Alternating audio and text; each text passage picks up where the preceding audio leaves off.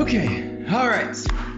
Welcome everybody back to United We Talk, where we discuss politics and try to make sense of the world. I personally am more on Team Trump, and my partner here is I would say more on the other party. And we're just trying to make sense of the world, because just because you see things differently, it doesn't mean that you can't learn from each other and appreciate and love each other. And also, I just wanted to plug that this book just came out. We Can Do This: Overcoming the Political Divide. I wrote this leading up to the election, and it's a really good explainer of, if you're on the Democrat side and you're surprised about what happened and you're like, oh my God, how could people vote for this thing and all of that? It's a really good introduction to what the hell just happened. So with that, I am so curious, like, where are you at with this election? What are you seeing? What are you feeling? What are your thoughts on what happened and what happens next?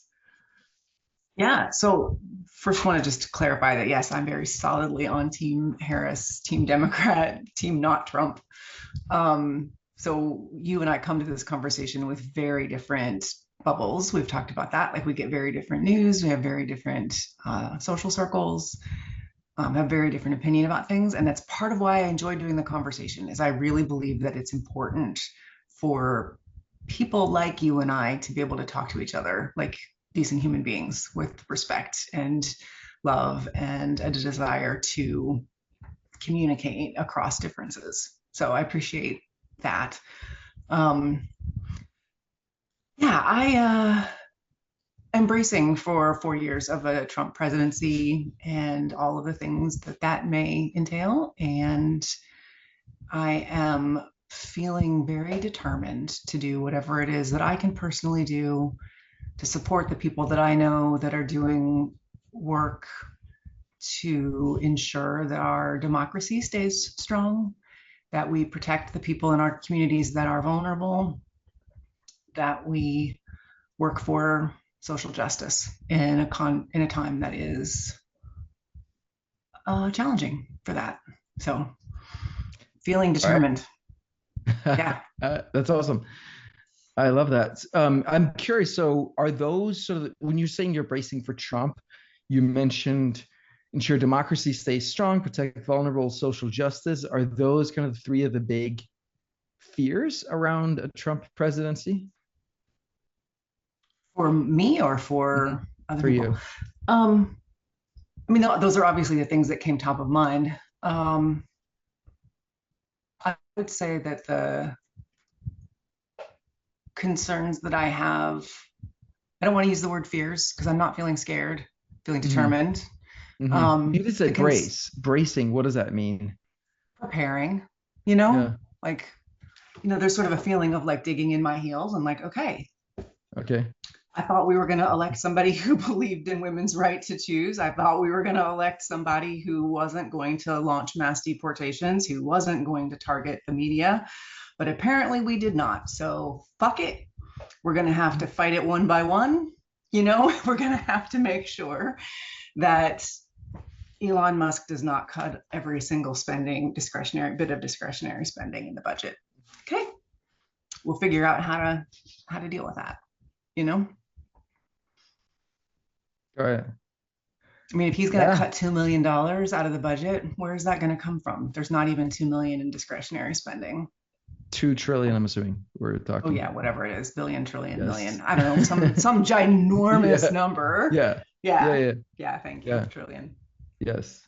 Yeah. Well, I mean, starting there, to me, like, if you cut that from the budget, where does that money go? You asking that because you're concerned about the deficit? Like, no, I'm just saying, what are you getting at? In my mind, if the government stops spending that money goes back to the people. Right? Or it goes to millionaires and billionaires who aren't paying their fair share in taxes anymore. Okay. And I say that with a laugh, just because I think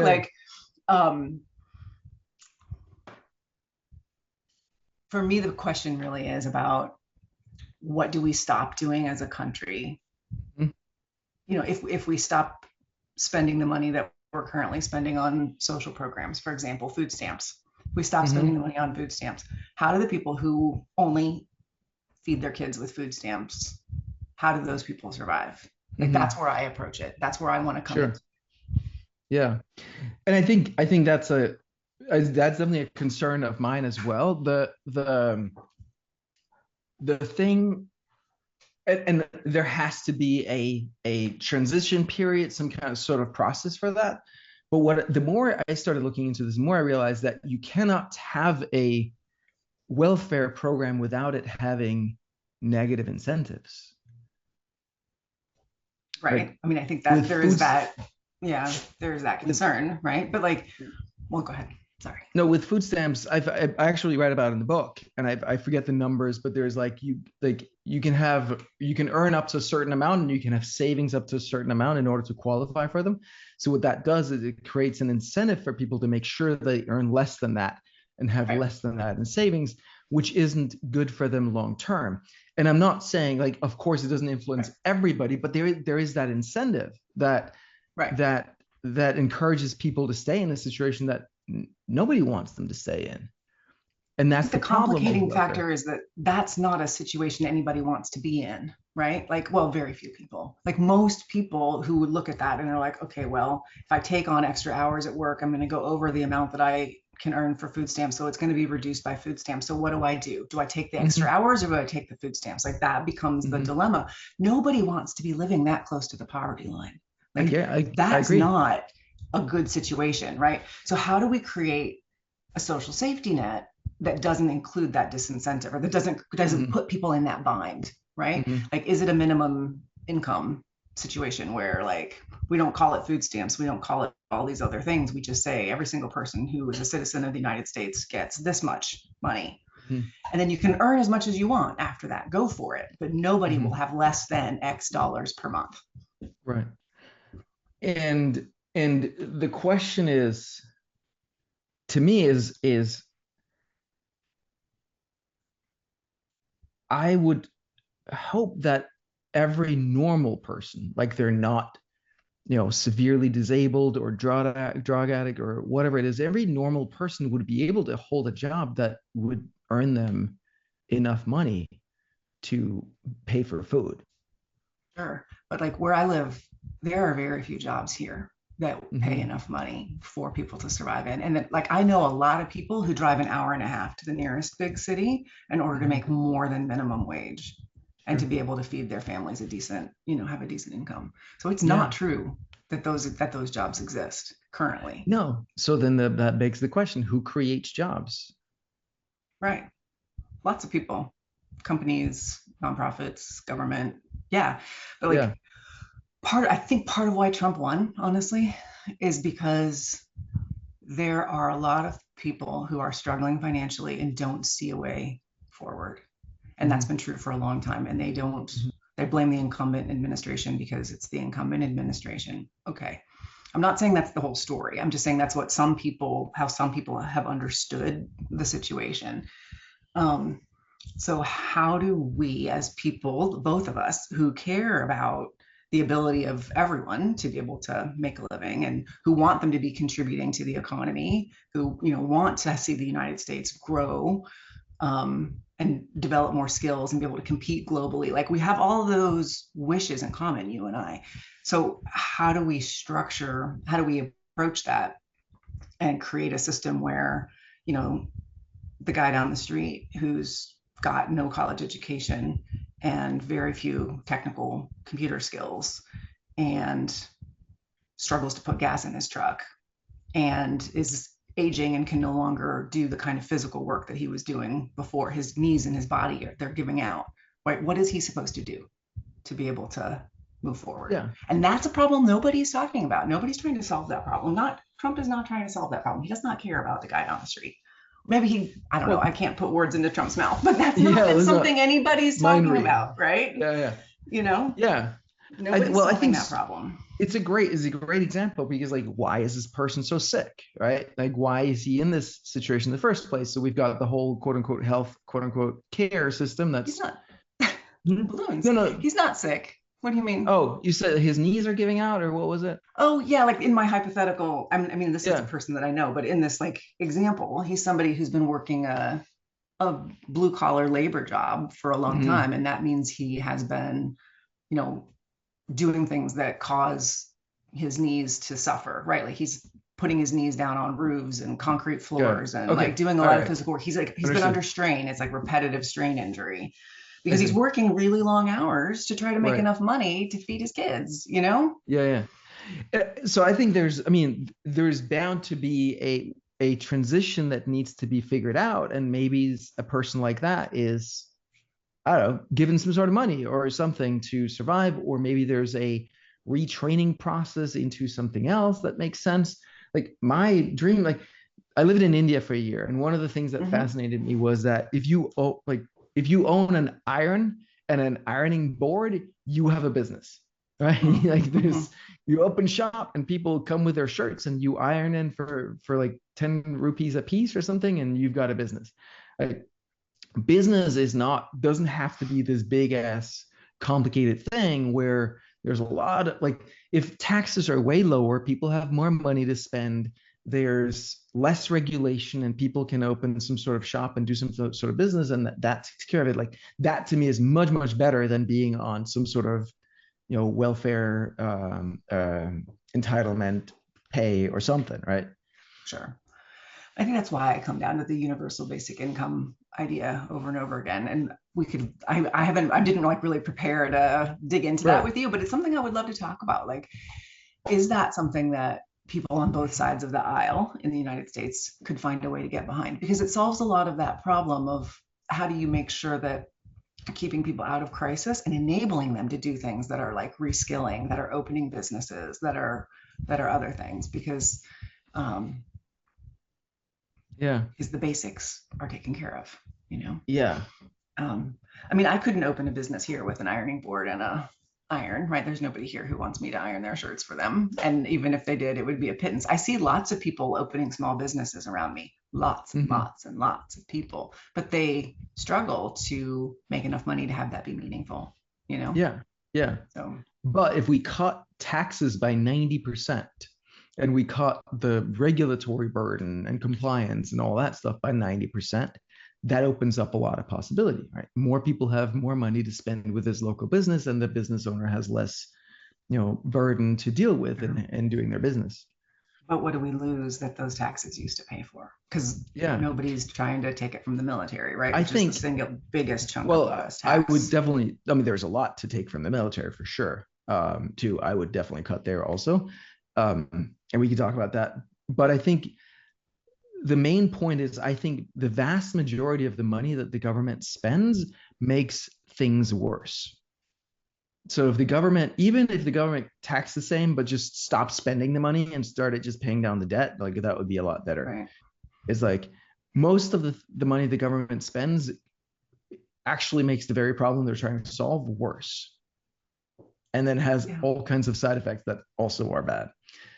So Yeah. I know you've made that case in your book, and I don't follow you there because I my experience of trying to solve problems in the real world is that it's always messy. It is never clean, you know? mhm, And so even though like even the best idea, like universal basic income or cutting taxes at 90%, like even the very best ideas, when you go to implement them, there are all these unintended consequences. There are places where it gets complicated. There's somebody who does something unethical. Like it's complicated and messy. And so I feel like I believe that at some point we have to put in place systems to try to limit that mess, certainly to try to limit corruption, definitely to try to address unintended consequences and to think things through before we do them, right? Like I think our government has not always really thought it through, like all of the mhm. consequences of programs. So we need to change that and say, okay, well, if we're going to collect this tax money and we're going to spend it on roads, for example, how do we create a system that builds the right roads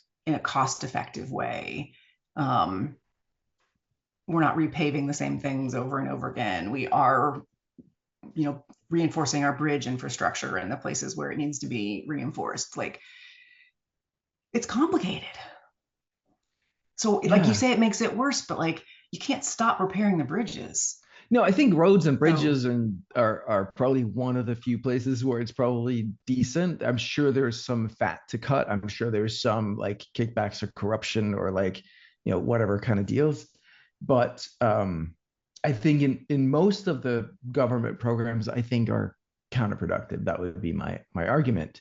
And if you return that, like if you let people keep their money, which is kind of a weird thing to say, like why, like it's their money, like if they stop giving them to the government, then people can make their own decisions and their own investments into whatever they want for their own benefit or charity for other people's benefit, and there's going to be more accountable. And I think the problem is that the government is so big, and the incentive for most politicians is just to make sure that that pie stays big enough and that they can feed off of the gravy, right? They can just siphon off a bunch, like a little bit of the money or a big bit of the money, and then everybody makes money from it, and nobody's actually looking out for us because nobody's, as they say, nobody's going to be, as intentional with how you spend your money as you spending your own money. So it's not that I disagree though with the concept. Like I can see some value in that concept. I don't see how to get from there, how to actually apply that, because like what could we agree to cut? Like if if we really looked at it and said, okay, let's cut only the social programs, right? Are we talking about Medicare? Are we talking about Social Security? Are we talking about veterans benefits? Like what are we really talking about? Because I think once you take off all the things that people are like, no, we don't want to cut that, or no, we don't want to cut that, we have to still pay for whatever, you end up looking at like 10% of the federal budget or something. Possibly. So. Well, I'm just listening to the Elon Musk biography. What's his face? Walter Isaacson. And one of the stories that struck me there was with SpaceX going up against Boeing, and like the old defense budget industry, defense industry was all about cost plus because they didn't want people to profit off of like war military stuff. And so I think he says that, Boeing had 50,000 people on this project sending satellites up into space, and SpaceX had 500 people, and they were able to do it way, way cheaper and better. And like now, SpaceX recently had to save Boeing with a space station mission and that kind of thing. So the point is that when the difference between something that's managed well and something that's managed poorly can be 50,000 people versus 500 people, an actually successful mission versus just wasted effort. And that's the thing where the government tends to be that 50,000 people and wasted effort. And the fact alone of making it a private thing changes the incentives and gives people options. So you can pick the winners and the losers versus like the government having to plan and you have no control over it other than you vote every so often. Right.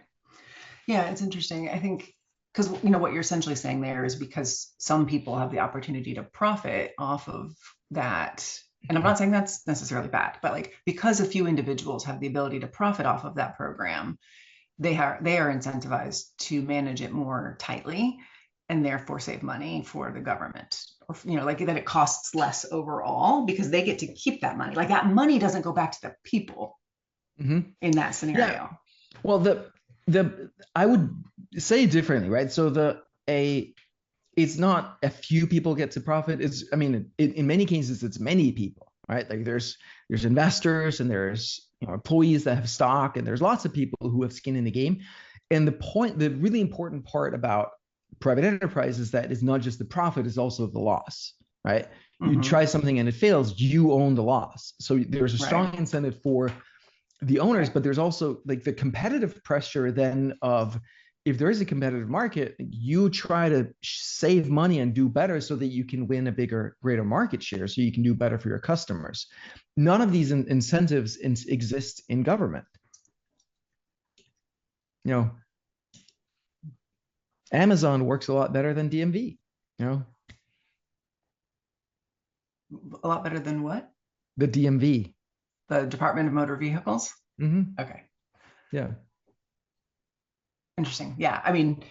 So like that raises a whole other question, right? Like, does it? Like Amazon doesn't treat its workers very well, right? So, well, I'm saying does from it a customer really? perspective. No, no, no. I'm saying from a customer perspective, like, it operates a heck of a lot better, more efficiently than the DMV. Like, does Oh, it like when treat I its order worker? something from Yeah, Amazon, I get it yeah, in two yeah, days. Whereas when I need to yeah. get my driver's license renewed, I have to go online and fill it out. Like it's, Or like I always have to go and stand in line and the queue, and their websites are confusing, and I can't figure out like what the hell what paperwork to have, and like it's it's a radically different experience, right? And I don't feel sure. like a customer, and I don't have a choice. I'm like, I would gladly like give me a pick of DMVs, and I can pick the one that actually does a good job. Um, Those are radically different things though, too. Like DMV is doing a very different thing than Amazon. Like Amazon is selling yeah, you towels. Like the DMV is verifying your identity. Like it's a different Amazon purpose. does something that's a million times more complicated than what the Well, DMV does. it sells a lot of different things and like organizes them and ships them around. But like you need a No, different and they layer of do ebooks and security. Kindles, and they do Sure. Sure. It's AWS, and a they commercial do like enterprise. Yeah. it does a Yeah. lot of things, and they like the Sure. robots and the logistics and the warehouses and all that stuff, so that you can get shit same day. Like, it's insane the innovation that's been in that world versus the lack of innovation that we've seen in the DMV. To me, that's like night and day difference, and that's the point. That's the point. Yeah. That I'm not arguing with that. Like the efficiency from the consumer's perspective is there with sure Amazon. Um, but the DMV is trying to do something very, very different. Like they have which to is verify my identity. And they have to, so in order to do that, I have to bring a whole bunch of documents and I have to show up in person every 4 years, I think it is, or every 8 years, I think it is in Ohio. I have to show up in person. So it's a different thing that they're trying to do. is Like I wouldn't want the DMV to be as easy as buying towels on Amazon. I don't love how I'm not trying to like defend the fact that the lines are sometimes long and it's sometimes like the people don't know what they're doing or whatever. Like I'm not saying it's a perfect system, but I'm saying you can't pair Amazon and the DMV and as if they're trying to do the same thing. They're not. no, but they're both organizations trying to solve problems for their Sure. consumers or stakeholders, so whatever you want to call it. And one seems to be very What do efficient at you doing it and continuously getting a lot better and more efficient, and the other seems to be stale and slow and how would frustrating to you make work the with. DMV processes different? Like if you were in charge of the DMV and you were like overhauling it, what would you do differently? I mean, like, simple online system, fill out, like, upload, like, you have ID verification on the phone now, right? Everybody does that, and like, you take a Well, photo and you hold the thing and like da da da, and you can fill it out. You can do it. You can do the whole thing online. If you need to go in person, then you do all this stuff online, and then you just go in person and show your ID if that's what they need to verify with you in person. They can have printers right there, print it. You get the new license in hand right there. Like, those printers can't be that hard, or whatever. Like, it's there's a lot of ways to optimize. It's also the whole like attitude of the people there is always like, I don't know if it's just me. I always feel like, I'm a right, nuisance. I'm a burden. Like, I don't feel welcome. I don't feel like, hey, right, super excited to see you. It's like, no, fill this out. Oh, right. you did this wrong. Go to this counter. Like, no, like it seems pretty dumb to me, Right. the way it's run. Um, We have a lot of those things you just described. We have in Ohio, in my state. Like I can do almost everything online. I can upload, I can take a picture of myself, like all of yeah. that stuff. I don't know about the printers. I haven't, it's been 4 years since I've been in there, but I'm actually in the middle of renewing Okay. my license right now, It's which fine. is It's why I'm fine. so familiar. Super. Yeah, most people are like, for most people, the DMV is like the classic example of like a stupid bureaucracy, because you it's one of the things that you have to interface with. If you love the DMV, that's fine. That's not a good example for you, but but I love the DMV. I'm just saying it's not a one yeah. for one comparison with Amazon. I mean, Yeah. of course they're different things, but still, anyways, for me, it's clearly anyway, enough of a comparison. You're, We two can move on. organizations doing different things. Yeah. Right. Yeah.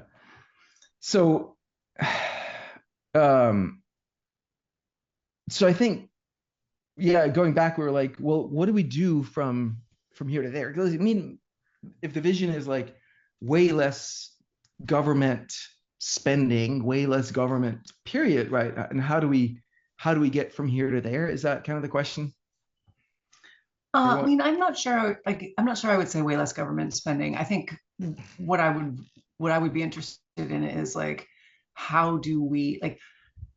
It's the specifics for me. It's like, okay, well, if this specific program, let's say food stamps, isn't functioning the way we as voters, as citizens want it to, what's wrong with it?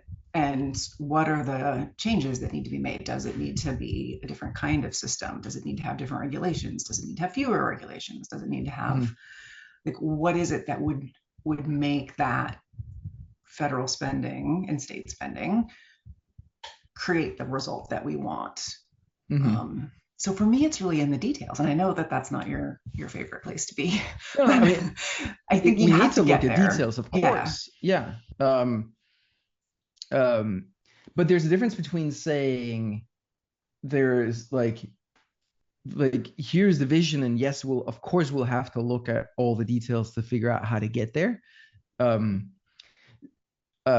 Versus no, we're just gonna have to keep spending at this level. Yeah, I don't know what level we need to keep spending at, but I'm not in favor of taking away Social Security or Medicare, which is a big chunk of the federal budget. I think the military spending should and could be looked at for sure. I think social services should be, looked at from the perspective of, are they having the result that we want? What needs to be done differently? Yeah, I mean, I wouldn't go cut Social Security or Medicare right away, but I do question whether it's something the government needs to be involved in at all. Like, I mean, would it really, like, so you get a paycheck every month, right? Most people get a paycheck every 2 weeks, every month, whatever it is. Now you're paying a portion of that in income tax. Do you know what your tax rate is? Like margin and tax rate, basically, roughly? I mean, that's the one that's like the total amount of tax that you pay on the last dollar earned. Yeah, I think mine is either federal, 22 or 24 or something. Yeah. Including Social Security and state taxes, like all of the taxes. No. Yeah. I'm pretty sure mine is north of 50% of the money that I earn go to taxes. Then there's like sales tax, and there's all these other ways that we pay taxes. So if we just say 40% of the money that you earn go to taxes in one way or another, city, state, federal, local, anything, tolls on roads, whatever it is, that's every Monday and Tuesday you work for the government. Right. Wednesday, Thursday, Friday you work for yourself. Saturday is your weekend. But the fallacy there is that you're not working for the government, and that's the end. Like, it's not like the place that I always get stuck with that is like, I'm not saying that. I'm saying that money you're paying, those 2 days you're working so that you can pay the government to now do something with that money. Right. You're paying into a system because that system then is supposed to do something for you. Yeah. Yeah, exactly. And the question is, though, does that system do something for you with that money that's better than what you could do on your own? With that money? I think the place where this gets so complicated is the answer to that varies so much based on the person's capacities, right? Like you personally, look at me pointing at you, could probably do something better with that money for yourself, right? Could everybody? No. So like, I feel very strongly that we have to build a system that does not sacrifice the people who have less capacity. So what's an example of someone with less capacity that wouldn't be able to do something better with that money? Well, like the point of those systems is to provide a safety net for old age, primarily, Medicare and Social Security. So are there people who don't earn enough during their working life to be able to fund their old age, to be able to save and invest for retirement? It's something like 40% of the American population lives paycheck to paycheck and does not save, have more than $400 to save for an but that's emergency. Insane. It's absolutely insane, but it's not because of taxes. Why isn't it? I think it's because I think that's too simple of an answer. No, Because those, I'm not saying it's only because of taxes, but assuming these people pay taxes, they could take that same amount of money that they are currently paying in taxes, and they could put it into to savings in some sort of retirement savings investment account. Yeah. in theory, but if my total income for the month is $1,500 or $2,000, and I live in a city in the United States, even if my total income became $3,000, I do not have enough money to be able to invest for my old age and for my retirement. Like, that's why we have Medicare and Social Security, is because that was not, people were suffering in huge ways prior to Social Security and Medicare. I mean, I could go back and dig it up. Like, it was a devastating situation. I don't want to go back to that. No, nobody wants that. The question is that, like, why is that then? Why is that? Like, so if they, let's say they have $2,000 a month now, if they didn't have to pay taxes, it would be $3,000 a month that they have. They could take that extra $1,000 and invest, right? What does that end up being after? Like, they're not going to be staying at $3,000 a month forever, hopefully.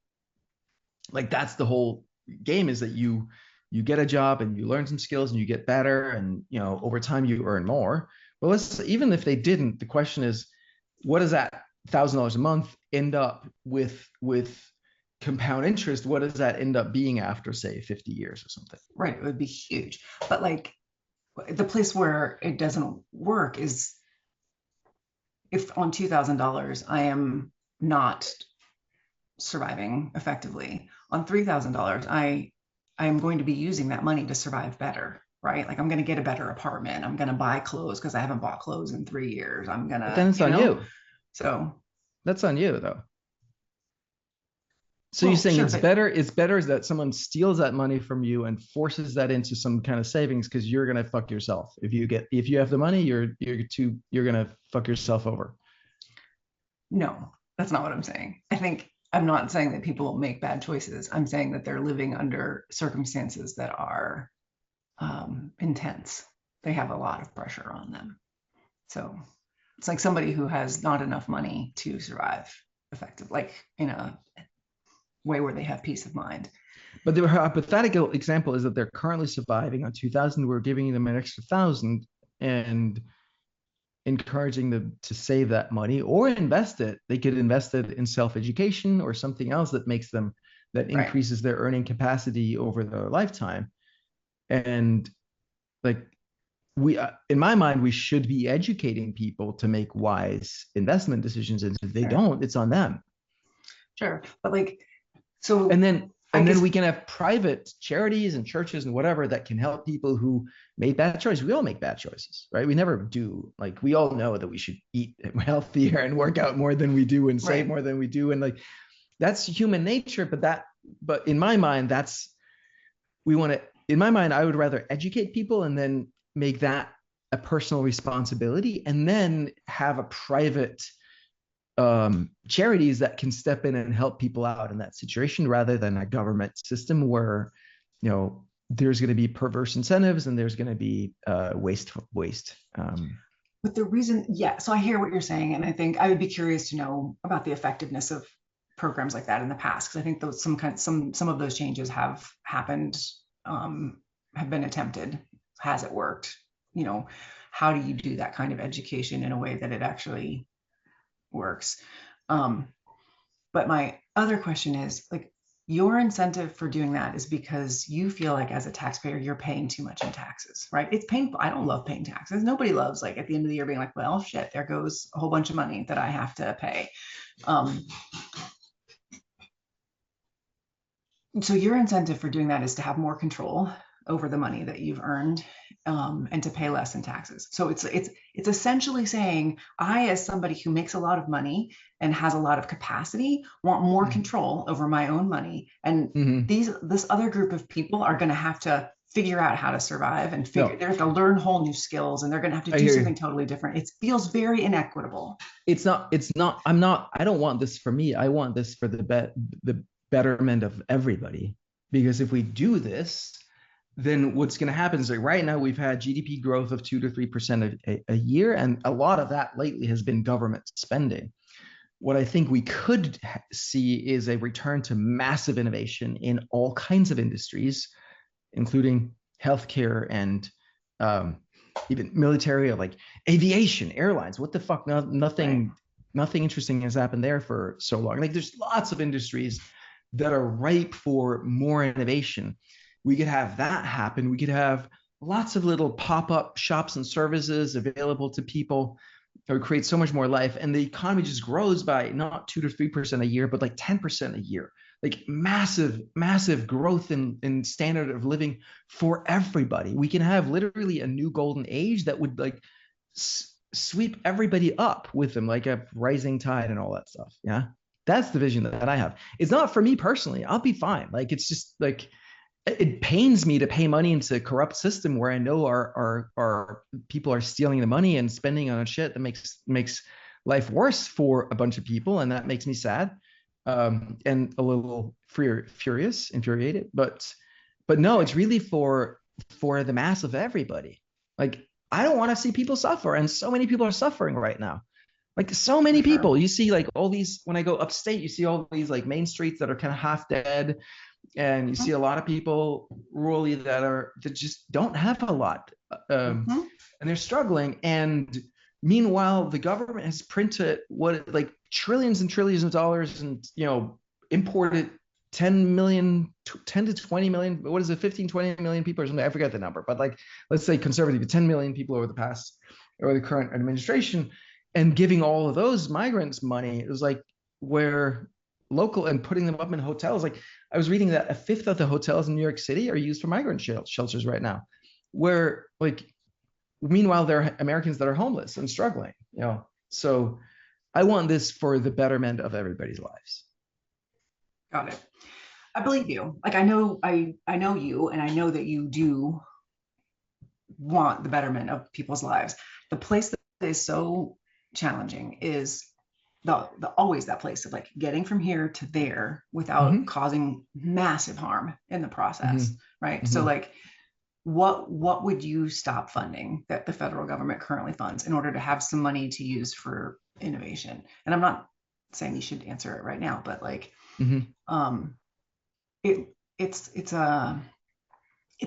it's deep thoughtful work to figure this out, and I do not in any way trust the incoming administration to do deep, thoughtful work to figure this stuff out. Got it. Which is a huge concern. Like, I don't think that's going to happen.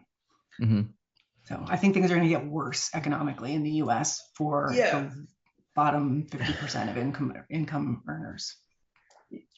Yeah, I mean, and it's a really good question. What's going to happen? I saw one of the theories, like why, I don't know if you've seen this thing where like there was like somewhere between 10 and 20 million votes for Biden that just didn't materialize this year. Like I've seen that. Have you seen that? It's like, that's that. What was it? Like 69 million votes, 70 million votes, and then like all of a sudden it was like 80 whatever million votes, and now it's back to kind of the level that it was at before. What happened? One of the theories. You have a very different read on what happened than I do. Go ahead. Sorry. Maybe I'm wrong. What is your read on what happened?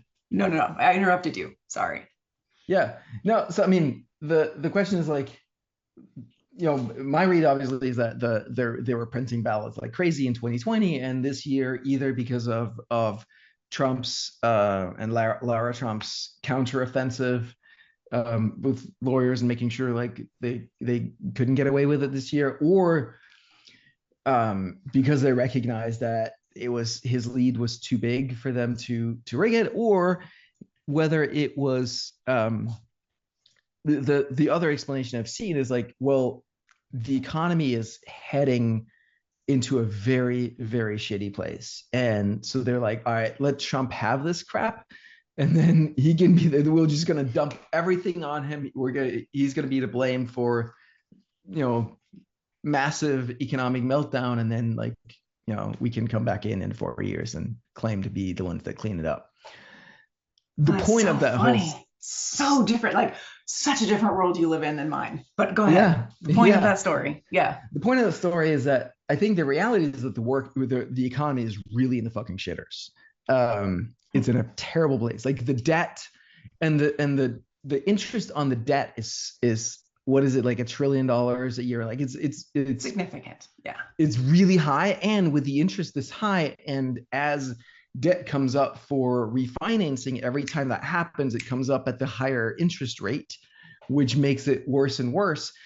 And we're still borrowing money like crazy. Like at some point you ended up in a debt spiral. Like, with Pam, we had that in our business last year, where we're spending too much in borrowing to finance the spending. And like pretty quickly you just run out of ground to do that. Right. And the US is in that position right now. It's quickly running out of room to take on more debt. And like, why the hell should the greatest economy in the world like need to take on debt in the first place? That's insane. Like, why? Like, it's fine to have some debt and operating, but why would it need to go up and up and up like that? So there's also the whole banking thing where banks bought a truck ton of US Treasury bonds, which are now underwater, meaning that because of the rate hike, because the interest rates are higher, if they were to sell those bonds now, they would lose, I think I've seen numbers like 50% of the value, which means that these banks are effectively insolvent if they were to mark their assets to market value, which they're not. And so we are due for a string of bank crashes.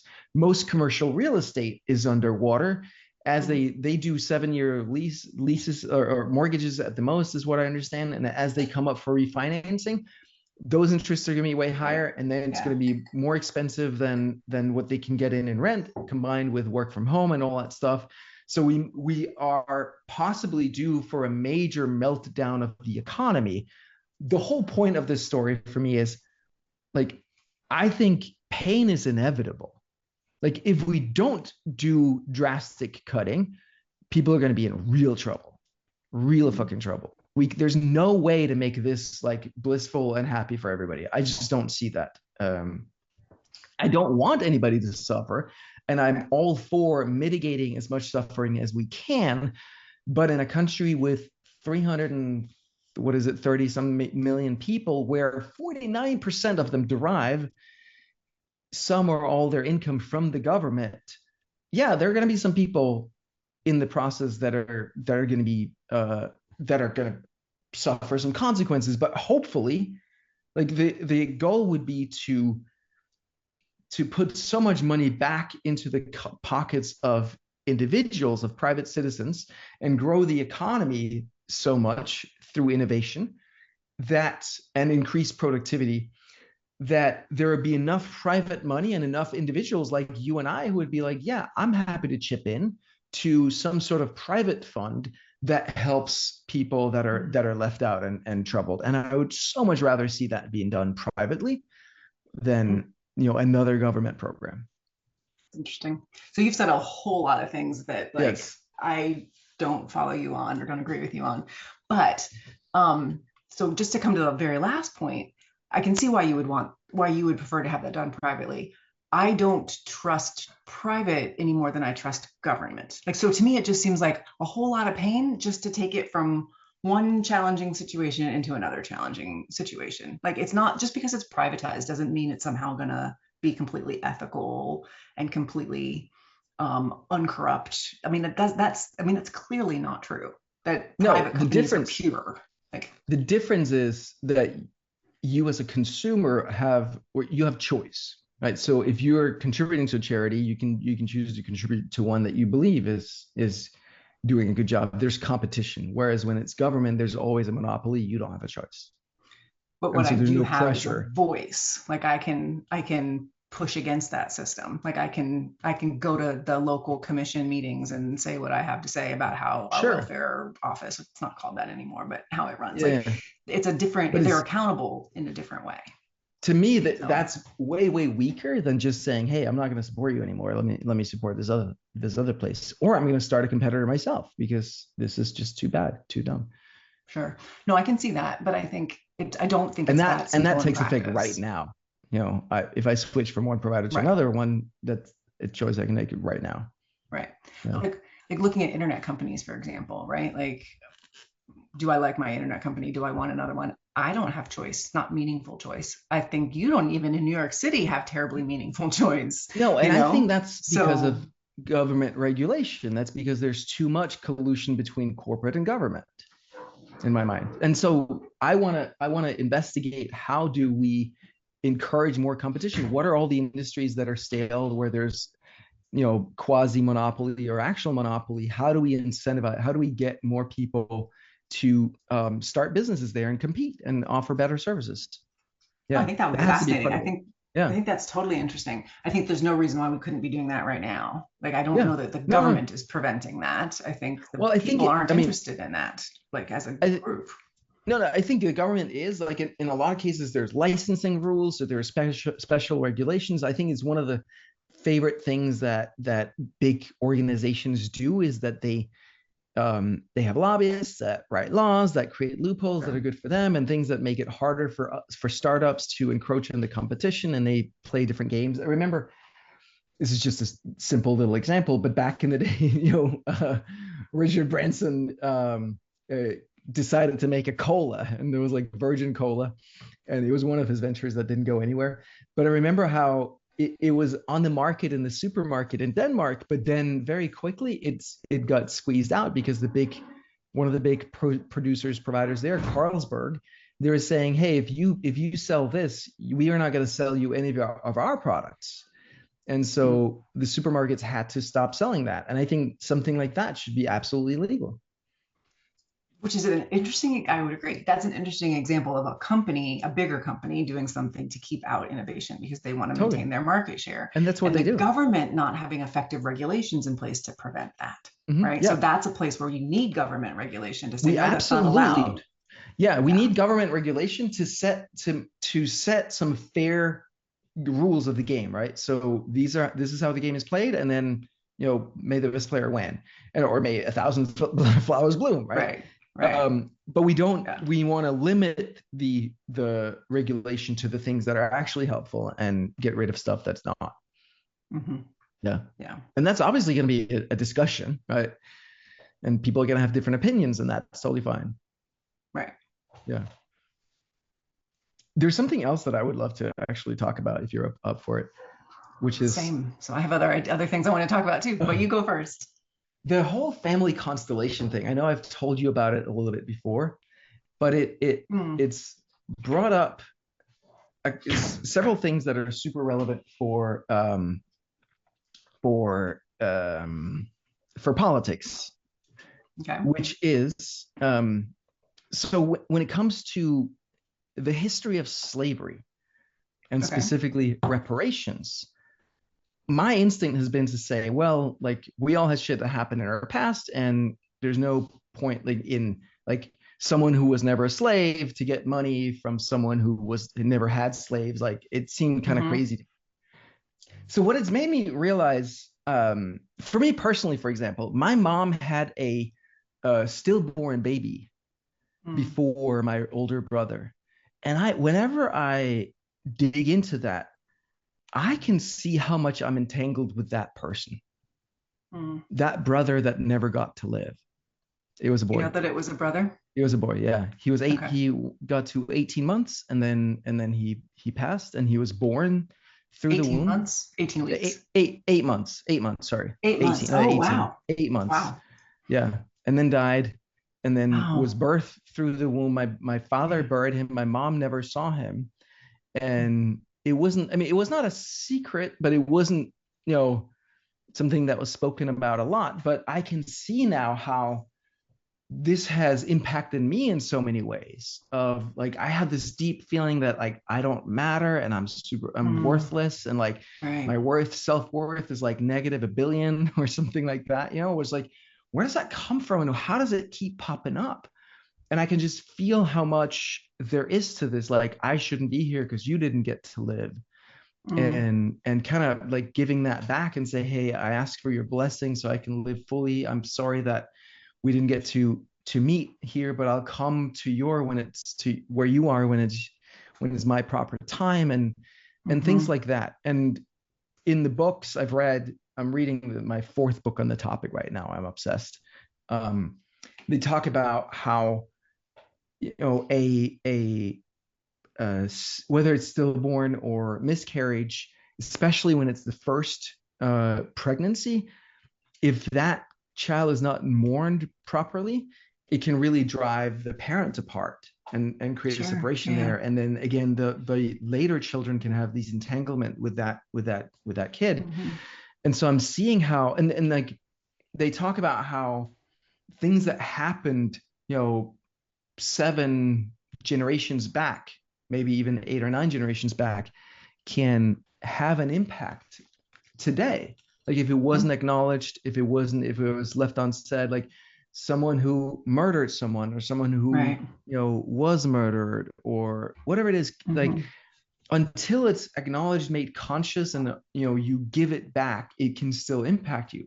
So I've gotten a lot of respect for people who are descendants of slaves and what they're carrying through their family system. And I see now how that's a real thing. Now, I don't think money is going to solve that problem, right? Because again, like what solves it is consciousness and awareness and giving it back. And it's really a very simple process, which is so beautiful about it, of becoming aware that this is impacting you, and you don't necessarily even need to know the details of it. But you feel it in the energy, and the therapy that these family constellation people do is so powerful. I got to experience it, but that gave me a lot of it gave me a lot of respect for that trauma, that suffering, and a strong desire to help people be free of not just slaves, but obviously everybody. Like that's ultimately my mission, is free everybody to be their authentic selves in their power and have health and wealth and relationships and happiness and a sense of purpose and meaning. That's what I want for everybody, right? And that's what I want to design, a government system that supports and enables that without micromanaging, because you can't micromanage your way to that. Yeah.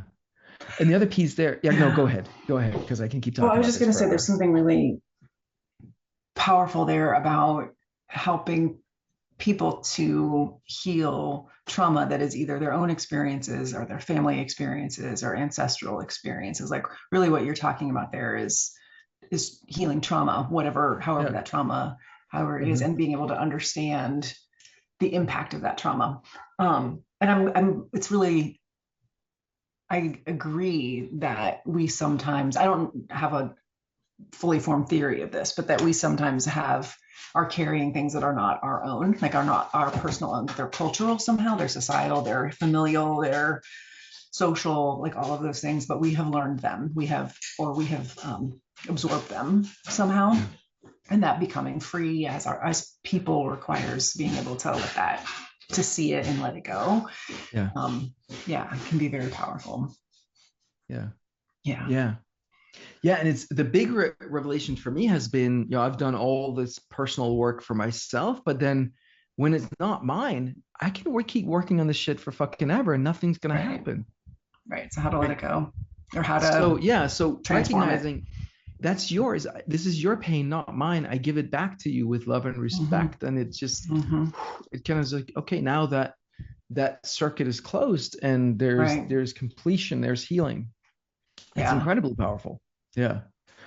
And they talk about it's abortions is such a topic, touchy subject, right? It was obviously you mentioned the women's right to choose and all of that, where I have a lot of thoughts on that topic. We can talk about that. Yeah. I'm not in favor of banning abortion. So that's not where I'm coming from.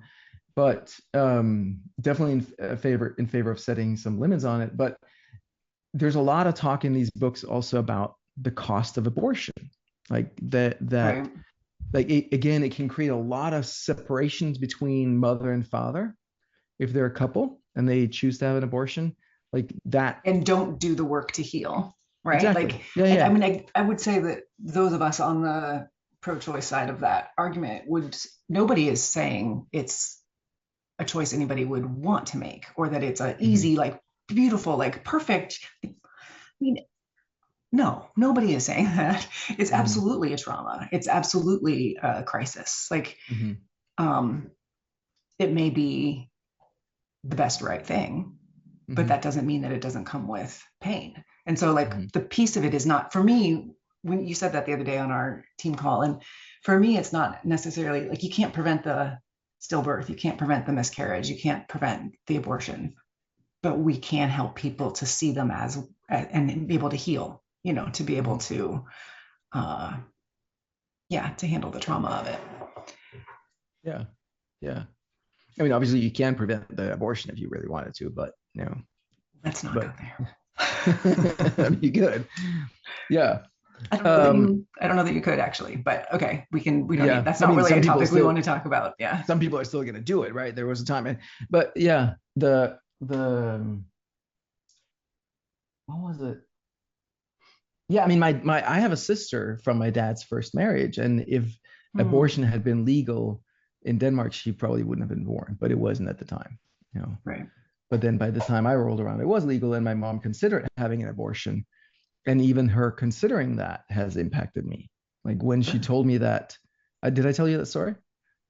No, but it makes sense that it would. On the way, so I had this in a I don't even remember this, but I think there's some meditation or guided visualization or something I did. There's some reason that at some point I had this like, was I unwanted? And so I Hmm. asked my mom, and I don't even remember asking her, but she apparently didn't tell me the truth. And so when I was on the car on my way to the airport for this most recent trip to Abu Dhabi, I called her, and then she said, you remember how you asked me a few years ago about, whether I wanted you? Hmm. And she was like, I just wanted to let you know the truth is that I was actually considering an abortion, because I felt it was too close to your brother. He was just 9 months old, and then I got pregnant again, and I was seriously considering that. And then I talked to my sister, her sister, and her sister said, "You're crazy. Hmm. Don't get an abortion. Don't even think about it. You don't know if you'd ever be able to get pregnant again. Like, Hmm. have the baby." And I didn't I did not expect, but every time I talk about it, I get emotional. And like the moment she Sure. said it, I started crying. I Yeah. got a little emotional now too. That would be Um, very hard to hear. Yeah. it's relieving to hear. It's relieving to hear. It's not hard. It's just like, oh, okay. It Mm. touches a nerve of some sort of pain. Yeah. I Hmm. don't blame her at all.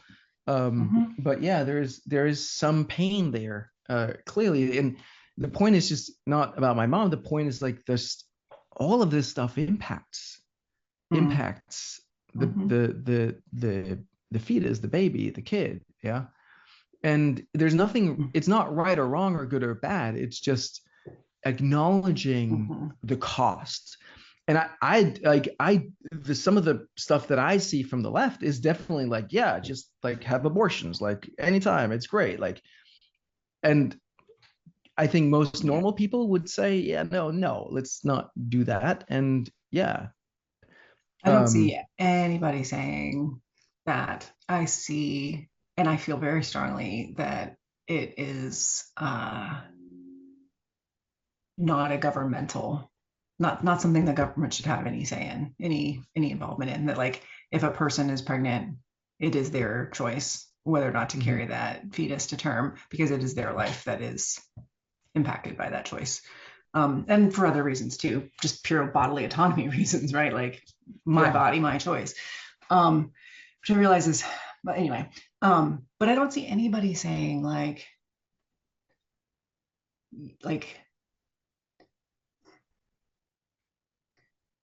people acknowledge that having an abortion, at least one that's like not in like week the very very beginning, right, when it's not just like a tiny little bundle of cells, like, that, it's not just like taking a pill, right, like it's a DNC, like that is a choice that has consequences, emotional consequences as well as physical Mhm, ones. And I don't see people denying that. I've talked to many women who have had abortions. I used to do, back in the day when I was in college, I used to do escorting people in and out of abortion clinics, because people were shooting at women getting abortions. People were shooting at doctors who performed abortions. And so, shooting at shooting, yes, with actual guns? Did yes, anybody die? Did anybody get yes, injured? Yes. And did they get prosecuted, the shooters? I can't remember if the one I'm thinking of got prosecuted or not. I'd have to look that up. It was a whole thing back in the early 90s. That sounds crazy. Maybe late 80s. Oh yeah, like that's part of like, the whole like we will not go back thing. It's like it was intense. Like I mean I wore a bulletproof vest and like a thing and like it was not. Was it every day people were shooting? No, it was not one shot. You know, like it was a frequent enough. Were there like a crowd standing outside with guns, like waiting for people? It was like, people were getting a lot of threats. Or was it like one person like running in, then shooting, and then running away? Like, how did it work? I'm just curious. I'd have to go back and dig it up. But there were like crowds of protesters how did you around abortion clinics. I experienced crowds of protesters. Absolutely. Sure. Crowds of protesters. But that's fine. They're allowed to do that. Pretty close.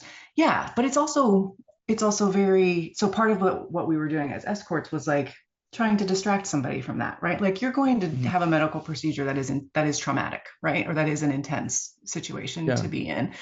The last thing you really need is some like jerk with a sign saying, Jesus, you're going to burn in hell for the rest of your, you're going to burn in hell for eternity if you do this, right? That's the last thing that woman needs, right? Yeah. So part of it was just like being a force for good in that situation and like trying to have a different kind of conversation and helping somebody through that. So nobody on the pro-choice, I guess I don't know. Maybe there's one person out there. Maybe there's a handful. Generally speaking, the pro-choice movement is aware that it is not an easy decision for a person to make, and it is not consequence-free. But all of the government regulation, all of the protest, all of the bullshit that is out there about abortion right now only makes that harder and worse. It does not save lives, women's lives, or fetal lives. Like people are not having abortions for fun. It's because they need it. So it's not saving people's lives. Though. Define need? Yeah. I mean, they have health reasons. They were raped.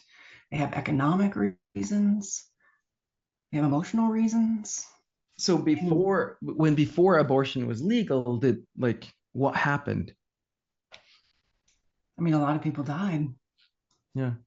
I'd be curious to look at, I'd love to look at data. I saw a stat that was saying like basically 95%, I was like 95% were elective abortions. I'd love to look at, but then I also saw some people disputing those numbers.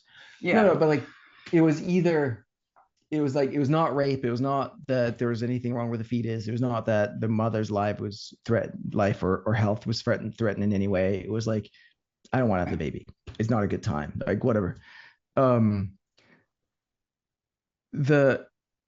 think the my body, my choice annoys me a bit for two reasons, right? One is that when it came to COVID vaccines, it wasn't so much my body, my choice anyway. After all, what? No, keep going. That was rude. That was the tiniest violin. Like it's a whole different thing. Like getting a vaccine is a whole different thing than getting an abortion, right? Like, what if I mean, to me, it's not like, it's like, what the fuck are the long-term consequences? Infertility, like disease, like chronic illnesses, whatever. Like we don't fucking know, and that was forced upon us. There were ways to avoid it, but there's a lot of pressure for that. And the second is like the only reason that we're discussing abortion is that there's not just one body, right? There are two, and we at least acknowledge that there are two souls here.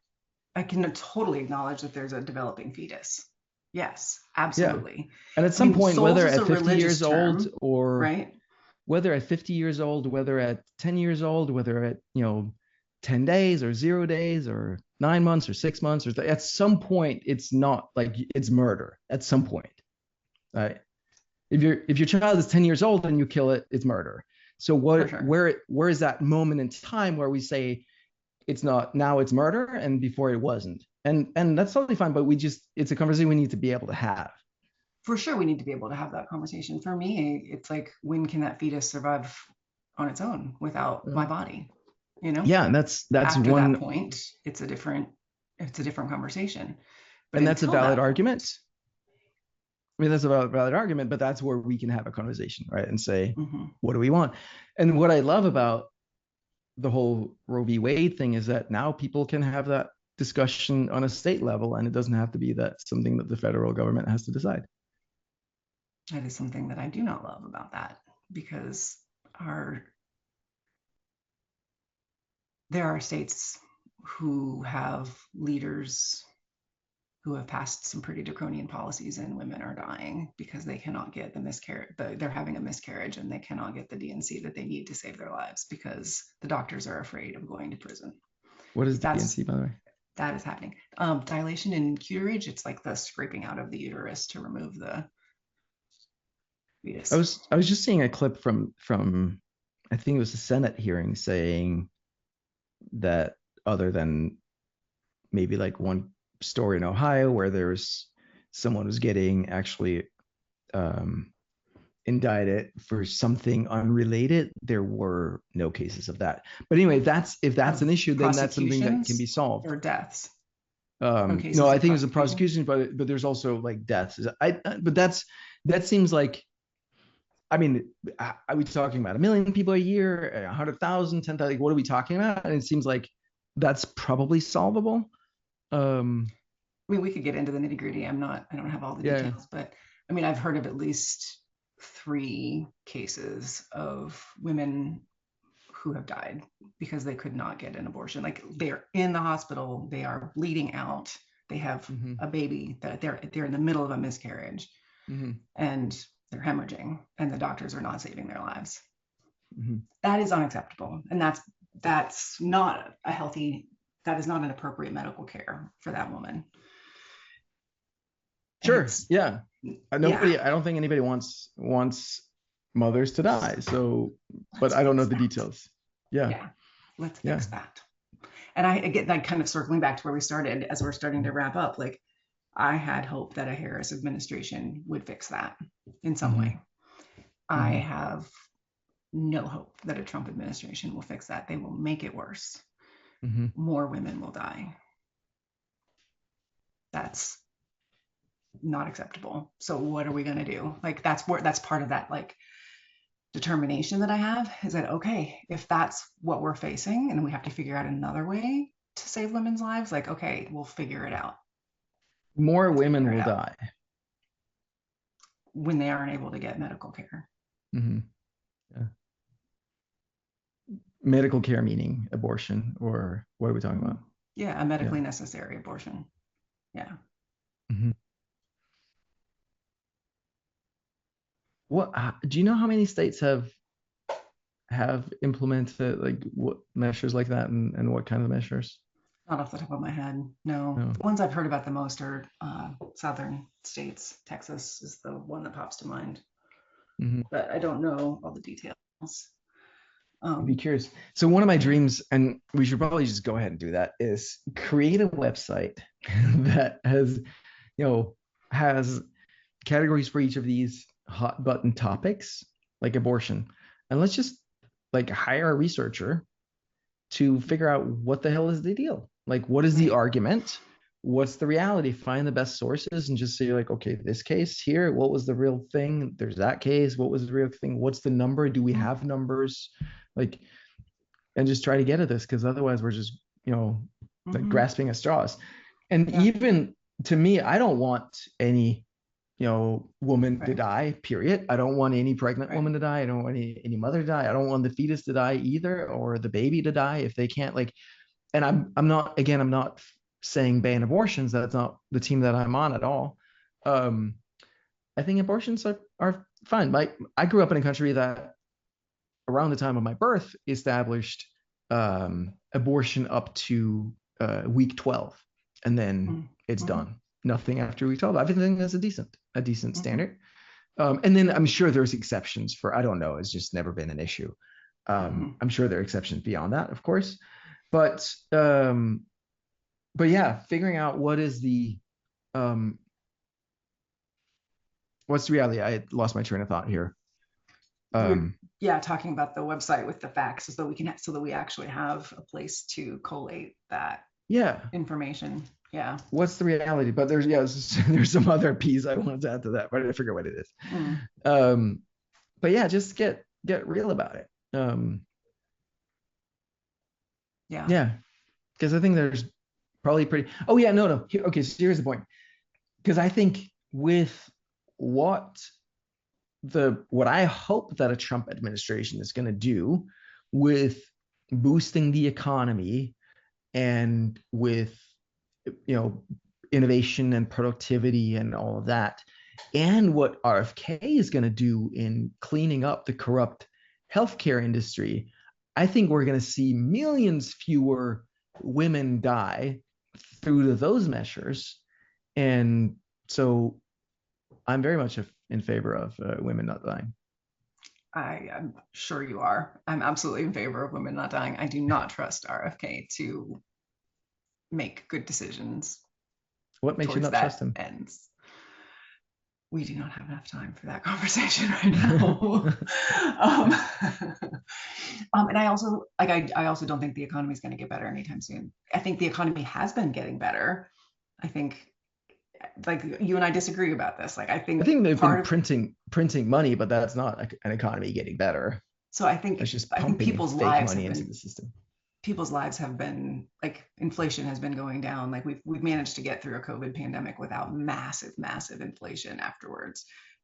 We're coming out of that crisis. I think the Trump and Musk's policies are going to drag us right back into massive economic crisis. I don't think it's the fact that the economy is terrible and we're looking to blame Trump for it. I do not agree with you. I think the economy is on the road to recovery, and Musk's the things that he's talking about, the things that Trump is talking about, are going to drag us back into the toilet.